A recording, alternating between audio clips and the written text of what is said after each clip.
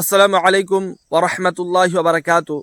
একদিন হুজুর আকরাম সাল্লাল্লাহু আলাইহি ওয়াসাল্লামকে সাহাবা কিরাম রাদিয়াল্লাহু তাআলা আনহু জিজ্ঞাসা করলো, ইয়া রাসূলুল্লাহ সাল্লাল্লাহু আলাইহি ওয়াসাল্লাম, আপনি আপনার উম্মতকে হাশরের ময়দানে কিভাবে চিনবেন?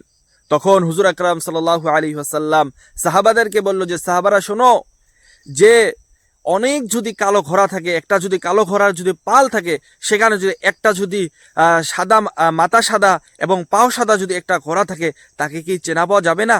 তখন সাহাবা কেরাম রাদিয়াল্লাহু তাআলা আনহুরা বলল যে, নিশ্চয়, অবশ্যই চেনা পাওয়া যাবে। তখন হুজুর আকরাম সাল্লাল্লাহু আলাইহি ওয়াসাল্লাম বলল যে, তদ্রূপ আমার উম্মত যে এই পৃথিবীর ভিতরে যে উজু করতেছে, এই উজুর পানি যে যে শরীরের অঙ্গর ভিতরে লাগতেছে, হাশরের ময়দানে কিয়ামতের দিন আল্লাহ রাব্বুল আলামিন তাদের সেই অঙ্গগুলো চমকদার এবং নূর দিয়ে ভরপুর করে দেবে। সুবহানাল্লাহ। তখন আমি তাদেরকে সেই হিসাবে চিনব।